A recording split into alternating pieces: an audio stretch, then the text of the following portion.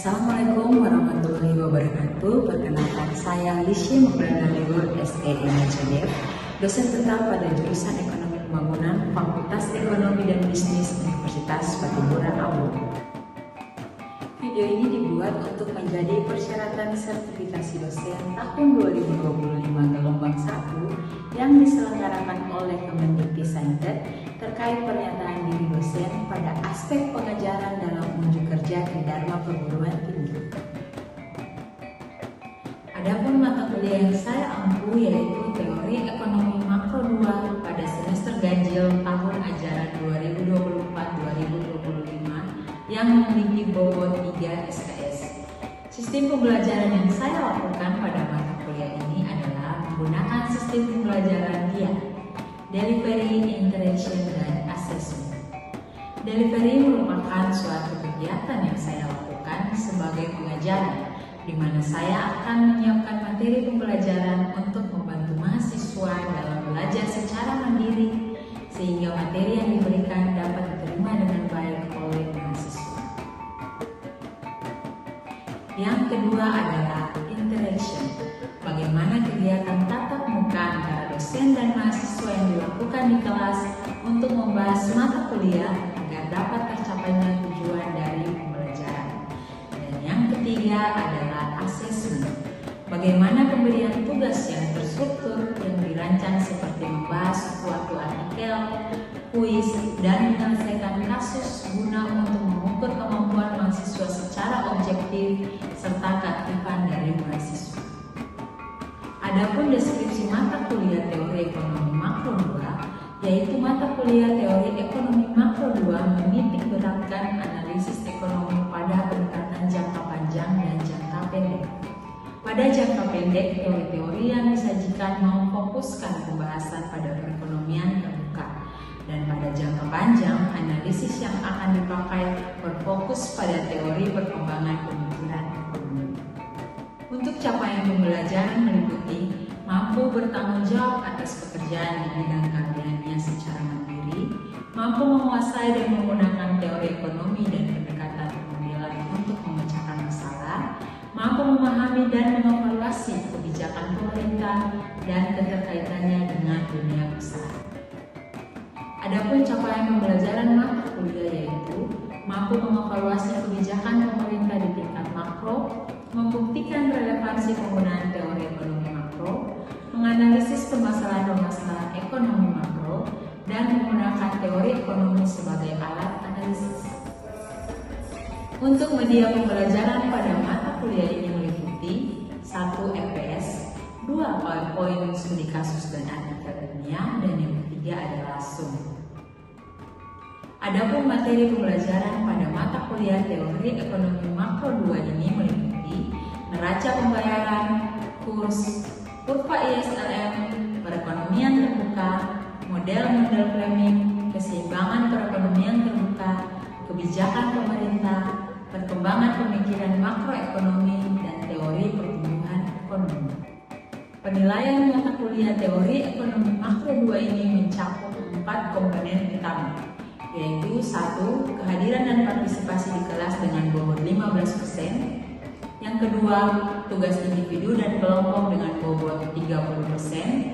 Yang ketiga, ujian tengah semester dengan bobot 25%. Dan yang keempat, ujian akhir semester dengan bobot 30%. Penilaian dilakukan secara objektif berdasarkan indikator seperti ketepatan dan penguasaan materi,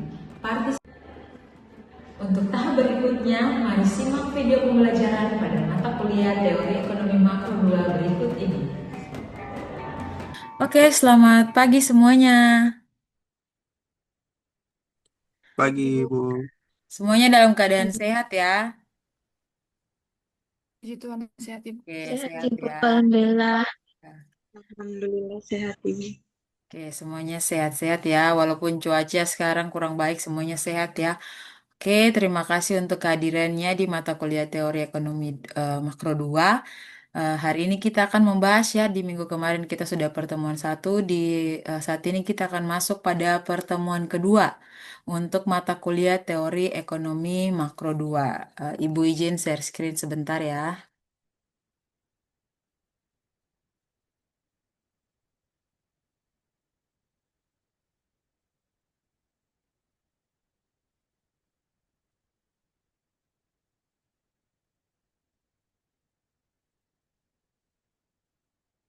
Sudah muncul di layarnya ya, slide-nya sudah muncul? Sudah, Ibu. Oke, baik. Jadi di pertemuan kedua ini kita membahas terkait dengan kurva valuta asing dan neraca pembayaran. Sudah pada tahu ya kurva valuta asing? Tahu ya valuta asing ya, alat pembayaran internasional dan neraca pembayaran atau akun yang digunakan untuk mencatat semua transaksi antar satu negara dengan negara yang lain. Jadi eh, pertemuan kedua ini kita akan bahas terkait dengan kurva valuta asing dan neraca. Kan ya, diagram alur perekonomian atau biasa kita kenal dengan arus circular flow. Jadi di dalam diagram alur perekonomian ini ada pelaku-pelaku ekonomi ya. Bisa dilihat di situ ada produsen, ada rumah tangga, kemudian ada pemerintah, lembaga keuangan, dan negara-negara lain yang berperan dalam perekonomian di suatu negara. Nah, bisa dilihat di situ ada banyak ya garis alirannya, baik aliran barang dan jasa maupun aliran uang. Nah, di situ juga ada tiga pasar yang terlibat ya dalam alur perekonomian. Di situ ada pasar barang, pasar tenaga kerja, dan pasar uang. Oke, nah bisa dilihat di situ rumah tangga dari rumah tangga dulu ya. Rumah tangga itu membeli barang dan jasa dari pasar barang ya yang didistribusikan atau dijual oleh produsen. Nah, kemudian rumah tangga selain membeli barang dari pasar barang, rumah tangga juga bergerak atau berperan sebagai yang namanya penyedia faktor produksi. Nah, faktor-faktor produksi apa saja? Ada modal, ada tanah atau lahan, ada aset yang bisa diberikan atau ditawarkan kepada produsen untuk dibeli dan kemudian dari faktor-faktor produksi tadi dikelola menjadi barang dan jasa yang kemudian akan didistribusikan lagi ke pasar barang untuk dikonsumsi baik dikonsumsi oleh rumah tangga sendiri, pemerintah maupun dari negara lain. Nah, produsen ini sebagai pemakai atau pengguna dari faktor produksi itu sendiri. Nah, kemudian produsen mempekerjakan tenaga kerja di pasar tenaga kerja. Jadi, produsen ketika membeli atau menyewa atau menggunakan tenaga kerja yang dimiliki oleh rumah tangga, produsen akan mempekerjakannya di pasar tenaga kerja. Kemudian, selain mempekerjakan tenaga kerja di pasar tenaga kerja, produsen juga mengekspor barang ke pasar luar negeri. Jadi, selain dikonsumsi oleh rumah tangga dan pemerintah, produsen juga mengekspor barang untuk didistribusikan ke luar negeri sehingga bisa dikonsumsi oleh pelaku ekonomi negara lain atau biasanya kita kenal dengan masyarakat luar negeri. Kemudian yang berikut untuk pasar uang. Nah, untuk pasar uang sendiri pemerintah itu membeli barang dan jasa dari pasar barang. Kemudian produsen juga menjual barang dan jasanya di pasar barang untuk memperoleh pendapatan. Nah, pendapatan yang diperoleh oleh produsen tadi biasanya dipakai untuk membayar sewa, bunga, gaji atau upah kepada rumah tangga sebagai penyedia faktor produksi tadi. Kemudian yang berikut, rumah tangga menerima pendapatan ya, karena dia sudah menjual atau menyewakan faktor produksinya kepada produsen, maka rumah tangga itu memperoleh yang namanya tadi pendapatan atau upah atau gaji dari produsen. Kemudian selain melakukan aktivitas antara produsen dengan rumah tangga, produsen dan rumah tangga juga membayar pajak kepada pemerintah. Jadi baik dari produsen maupun dari rumah tangga harus membayar pajak kepada pemerintah. Kemudian untuk pasar uang sendiri, baik rumah tangga maupun produsen itu melakukan aktivitas di pasar uang. Rumah tangga menyimpan pendapatan sebagian pendapatannya di pasar uang, kemudian produsen juga bisa menyimpan maupun meminjam uang dari bank untuk melakukan atau memperluas usahanya untuk investasi. Jadi itu aktivitas yang dilakukan oleh produsen, rumah tangga dengan pasar uang. Kemudian dari negara lain, apa sih aktivitas dari negara lain dalam alur perekonomian ini? Nah, aktivitas dari negara lain itu sendiri adalah melakukan yang namanya ekspor dan impor. Jadi mengekspor barang ke luar negeri ataupun menerima barang masuk dari negara lain. Jadi ini adalah alur perekonomian bisa dilihat untuk perekonomian terbuka ya, karena ada 5 pelaku ekonomi. Oke, yang berikutnya konsep dasar ya. Pendapatan nasional dalam perekonomian terbuka, dia dibedakan menjadi dua, sistem valuta asing tetap dan sistem valuta asing mengambang atau fleksibel. Nah, dalam hal ini pemisalannya itu tidak terdapat aliran keluar atau masuk modal. Jadi tidak ada aliran masuk maupun keluar ya, ini pemisalan ya. Kemudian yang kedua, aliran modal bergerak secara sempurna. Jadi pemisalan yang kedua ini tidak ada hambatan, baik untuk aliran modal masuk maupun aliran modal keluar. Kemudian yang ketiga, aliran modal bergerak secara tak sempurna. Jadi ada faktor-faktor yang mempengaruhi sehingga modal bergerak tidak sempurna. Jadi itu konsep dasar pendapatan nasional dalam perekonomian terbuka atau fixed exchange rate adalah sistem di mana nilai tukar mata uang suatu negara ditetapkan dan dipertahankan terhadap mata uang negara lain. Jadi sistem valuta asing tetap itu misalkan pemerintah Indonesia mempertahankan rupiah terhadap misalkan euro atau dolar Amerika atau pound sterling atau yen dan sebagainya. Itu yang dinamakan sebagai sistem valuta asing tetap. Kemudian dalam sistem ini pemerintah atau bank sentral berkomitmen untuk tetap mempertahankan nilai tukarnya pada tingkat tertentu melalui intervensi di pasar valuta asing. Walaupun ada intervensi atau campur tangan dari pemerintah di pasar valuta asing, bank sentral atau misalkan bank sentralnya Indonesia adalah Bank Indonesia, dia tetap berkomitmen ya untuk mempertahankan nilai tukarnya pada tingkat tertentu di pasar valuta asing itu sendiri.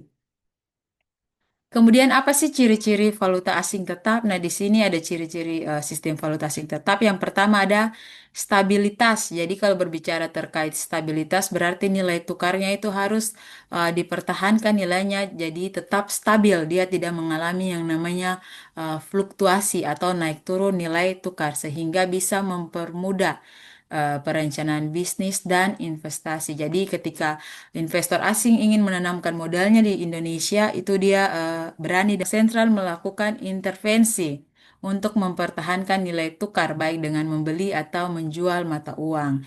Jadi baik beli maupun penjualan mata uang negara sendiri itu dia ada intervensi ya, ada intervensi dari bank sentral itu sendiri. Kemudian yang berikut ada cadangan devisa. Tahu ya cadangan devisa ya? Ya, jadi cadangan devisa dimiliki oleh suatu negara. Jadi negara harus memiliki cadangan devisa yang cukup untuk mempertahankan nilai tukar. Jadi biasanya cadangan devisa kita itu banyak diperoleh dari perdagangan internasional ya, ada ekspor impor. Jadi semakin banyak kita melakukan ekspor, maka cadangan devisa yang kita miliki itu juga pasti semakin besar atau biasa kita dengar kenal dengan istilah surplus ya. Kemudian yang berikut, keterikatan ekonomi. Kebijakan ekonomi negara lebih terikat pada negara dengan mata uang sebagai acuannya. Jadi ada keterikatan ekonomi. Nah, ini adalah 4 ciri-ciri daripada sistem valuta asing tetap. Kurs tetap. Jadi dampak penetapan sistem kurs tetap itu ada dua. Yang pertama dapat terjadi kelebihan permintaan. Dan yang kedua dapat terjadi kelebihan penawaran. Jadi dalam kurs valuta asing, sistem kurs tetap ini ada kelebihan permintaan dan ada kelebihan penawaran. Nah, nanti kita akan lihat sama-sama dalam grafik kurvanya untuk kurs valuta asing. Oke, kemudian yang berikut sistem valuta asing mengambang atau fleksibel. Nah, sistem valuta asing mengambang atau floating exchange rate system itu merupakan sistem di mana nilai tukar mata uang ditentukan oleh kekuatan yang ada di pasar. Kalau tadi sistem valuta asing tetap itu ditetapkan oleh pemerintah ya, jadi mempertahankan nilai mata uang, nilai tukar mata uang sendiri terhadap mata uang negara lain. Nah, kalau sistem valuta asing mengambang ini dia ditentukan oleh kekuatan yang ada di pasar. Kemudian dalam sistem ini tidak ada intervensi resmi dari pemerintah. Jadi tidak ada campur tangan ya dalam sistem valuta asing mengambang ini tidak ada campur tangan langsung daripada pemerintah sendiri. Kemudian ciri-ciri sistem valuta asing mengambang. Yang pertama ada penentuan pasar. Nilai tukar berubah-ubah berdasarkan dinamika yang terjadi di pasar. Jadi tidak ada batasan ya. Jadi nilai tukar yang ada di pasar untuk sistem valuta asing ini dia berubah-ubah. Jadi terjadi sesuai dengan keputusan daripada pasar itu sendiri. Kemudian yang kedua ada intervensi minim. Nah, tadi sudah dijelaskan bahwa tidak ada intervensi ya, atau campur tangan daripada pemerintah itu sendiri. Kemudian terjadinya fluktuasi nilai tukar atau nilai tukar itu mengalami kenaikan maupun penurunan. Jadi nilai tukar dapat berfluktuasi secara signifikan dengan waktu yang singkat. Kemudian dia dapat dipengaruhi juga oleh faktor-faktor ekonomi atau politik dan lain sebagainya. Jadi itu merupakan ciri-ciri daripada sistem valuta asing mengambang. Kemudian yang berikut, kurva valuta asing dalam sistem kurs fleksibel. Dampak penetapan sistem kurs fleksibel ada 4 di sini ya. Yang pertama, harga valuta asing ditetapkan oleh permintaan penawaran di pasar. Betul ya, kalau sistem kurs fleksibel atau mengambang itu harganya sudah pasti ditentukan oleh pelaku-pelaku ekonomi yang ada di pasar. Kemudian bank sentral atau misalkan contoh di Indonesia, Bank Indonesia tidak dominan melakukan intervensi di pasar atau bisa dibilang campur tangan dari pemerintah itu minim ya terjadi di pasar. Kemudian fluktuasi harga valuta asing. Jadi valuta asing itu mengalami yang namanya fluktuasi atau naik turun.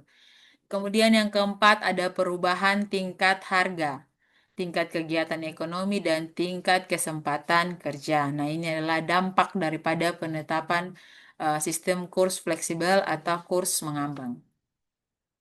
Nah, yang berikutnya kita masuk ke neraca pembayaran. Tahu ya neraca pembayaran ya? Nah, bisa dilihat di situ neraca pembayaran adalah suatu catatan keuangan. Jadi dia mencatat semua transaksi perdagangan, aliran dana yang dilakukan antar dua negara atau tiga negara atau lebih. Jadi dia mencatat semua transaksi yang dilakukan oleh negara yang satu dengan negara yang lain dalam satu tahun tertentu. Nah, di situ menurut Nopirin tahun 1988, neraca pembayaran atau balance of payment merupakan catatan yang sistematis tentang transaksi internasional penduduk negara satu dengan penduduk negara lain dalam jangka waktu tertentu. Nah, bisa dilihat di sini ada bentuk neraca pembayaran. Dilihat ada bagian-bagian daripada neraca pembayaran itu sendiri. Jadi gambar neraca pembayaran ini atau biasa kita kenal dengan istilah BOP atau Balance of Payment. Jadi BOP atau neraca pembayaran suatu negara, dia mencatat semua transaksi ekonomi antar penduduk suatu negara dengan dunia internasional dalam periode tertentu. Nah, neraca pembayaran di sini dia dibagi menjadi dua komponen ya, bisa dilihat ya. Jadi neraca pembayaran terbagi ke yang pertama transaksi berjalan atau biasa dikenal dengan current account dan lalu lintas modal atau biasa dikenal dengan capital account. Nah, transaksi berjalan ini dia mencatat nilai ekspor dan impor dan jasa-jasa. Jadi, dalam neraca pembayaran untuk bagian transaksi berjalan dia mencatat nilai ekspor dan impor dan jasa-jasa. Kemudian, untuk lalu lintas modal sendiri, itu dia mencatat modal jangka panjang dan jangka pendek. Kemudian dari transaksi berjalan dia terbagi lagi menjadi neraca perdagangan dan neraca berjalan. Jadi dalam neraca perdagangan ini dicatat selisih.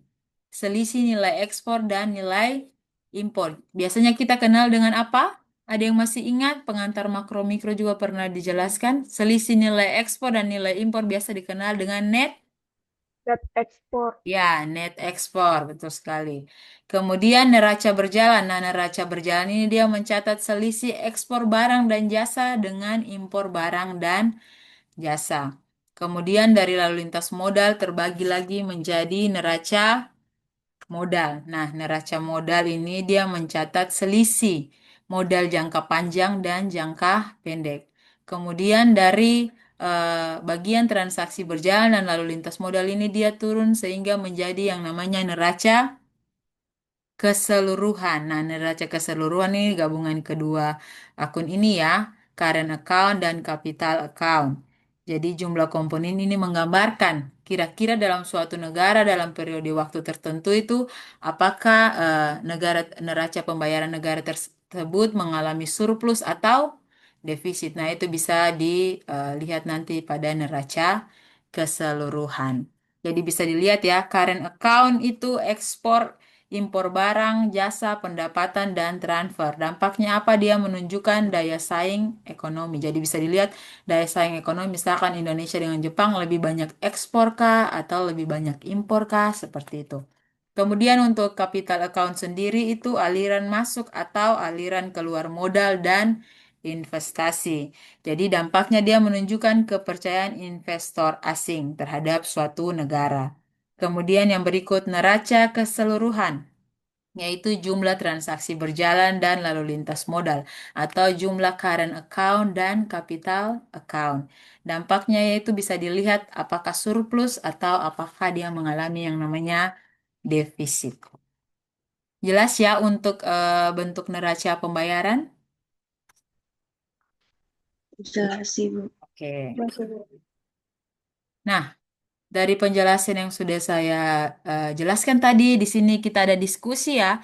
Jadi diskusi ini menanyakan bagaimana hubungan kegiatan ekspor dan impor terhadap neraca pembayaran, mata uang asing atau cadangan devisa dan nilai tukar rupiah. Gitu. Ibu, Oke, Sondang, silakan. kalau misalnya hubungan ekspor dan impor itu terhadap nilai terhadap neraca pembayaran itu kayak ketika ekspor itu lebih besar daripada impor, maka akan terjadi surplus transaksi berjalan, yang artinya yang artinya negara negara akan memperoleh lebih banyak valuta asing. Nah, sebaliknya jika impor lebih besar daripada ekspor, maka terjadi defisit transaksi berjalan, di mana negara harus mengeluarkan lebih banyak valuta asing untuk membayar barang dan jasa tersebut dari luar negeri. Oleh karena itu, keseimbangan antara ekspor dan impor itu sangat mempengaruhi keseimbangan neraca pembayaran di suatu negara. Kalau hubungannya dengan cadangan devisa bagaimana? Izin saya menambahkan Ibu, Ya, eh, silakan Risma. saya izin menjawab dari awal ya Ibu. Sesuai tadi yang sudah dijelaskan, di mana ekspor itu meningkatkan cadangan devisa dan juga menguatkan nilai tukar rupiah, sedangkan impor sendiri mengurangi cadangan devisa dan melemahkan nilai tukar rupiah. Dengan demikian, Ibu, keseimbangan antara ekspor dan impor itu sangat penting untuk menjaga stabilitas ekonomi dan juga nilai tukar rupiah, di mana jika ekspor lebih tinggi dan juga besar daripada impor, maka neraca pembayarannya juga akan surplus, cadangan devisa akan meningkat, dan juga pasti nilai tukar rupiahnya juga akan lebih menguat. Kemudian sebaliknya juga, jika impornya lebih besar daripada ekspor, maka neraca pembayarannya juga akan pasti lebih defisit, cadangan devisa juga akan menurun, dan juga pastinya nilai tukar juga akan melemah. Itu Ibu cukup. Oke, terima kasih Risma dan Sondang. Ada lagi yang mau menjawab? Sih, bagaimana sih hubungan kegiatan ekspor dan impor terhadap neraca pembayaran? Tadi sudah saya jelaskan ya. Kalau ekspor meningkat sudah pasti neraca pembayarannya surplus ya. Kalau impor yang meningkat, neraca pembayaran sudah pasti bisa defisit, namun bisa diimbangi juga dengan ekspor. Kemudian kalau hubungannya dengan mata uang asing atau cadangan devisa, bisa dilihat di situ cadangan devisa sendiri itu simpanan mata uang asing yang dimiliki oleh bank sentral ya, atau misalkan dalam hal ini Bank Indonesia yang biasanya dipakai atau digunakan untuk membiayai impor. Kemudian dia bisa juga dipakai untuk membayar utang luar negeri dan menjaga stabilitas daripada nilai rupiah itu sendiri. Jadi kalau hubungan ekspor dan impor dengan mata uang asing atau cadangan devisa, misalkan ketika ekspor meningkat, maka devisa masuk bertambah atau aliran masuk modal bertambah. Kemudian kalau ekspor meningkat, cadangan devisa juga akan meningkat. Nah, bagaimana kalau impor yang meningkat? Nah, kalau impor yang meningkat, berarti permintaan devisa untuk membayar barang luar negeri juga sudah pasti akan mengalami peningkatan. Kemudian yang kedua, cadangan devisa dia bisa menurun jika pembayaran impor lebih besar daripada pemasukan ekspor itu sendiri. Jadi, misalkan kesimpulannya untuk hubungan ekspor dan impor terhadap mata uang asing atau cadangan devisa, ketika ekspor meningkat, cadangan devisa negara bertambah, dan ketika impor yang meningkat atau impor yang lebih besar dari ekspor, maka cadangan devisa akan lebih banyak terkuras. Jadi itu untuk hubungan antara kegiatan ekspor dan impor dengan mata uang asing atau cadangan devisa. Nah, bagaimana sih dengan hubungan antara ekspor dan impor dengan nilai tukar? Nah, bisa dilihat sendiri ya, nilai tukar itu sudah tentu harga rupiah terhadap mata uang asing ya, atau nilai tukar mata uang negara tertentu terhadap mata uang negara lain. Jadi kalau dalam hubungannya dengan nilai tukar, misalkan ketika ekspor dia tinggi atau meningkat, maka permintaan terhadap rupiah juga sudah pasti akan mengalami peningkatan karena pembeli luar negeri harus menukarkan mata uangnya dengan mata uang rupiah itu sendiri. Nah, kemudian kalau impor meningkat bagaimana hubungannya dengan nilai tukar rupiah? Nah, kalau impor meningkat berarti permintaan terhadap mata uang asing juga lebih besar atau meningkat ya, karena lebih banyak barang impor kita harus bayar pakai mata uang negara lain. Kemudian yang kedua, rupiah pasti akan mengalami penurunan ya, atau bisa dibilang rupiah cenderung melemah karena permintaan mata uang asing itu lebih tinggi atau naik. Nah, jika terjadi defisit neraca pembayaran, maka tekanan terhadap nilai tukar rupiah juga akan meningkat atau bisa dibilang dengan istilah nilai tukar rupiah itu mengalami yang namanya depresiasi atau penurunan nilai mata uang sendiri terhadap mata uang negara lain. Jadi kesimpulannya hubungan antara ekspor dan impor terhadap nilai tukar, ketika ekspor lebih besar dari impor, rupiah stabil atau menguat.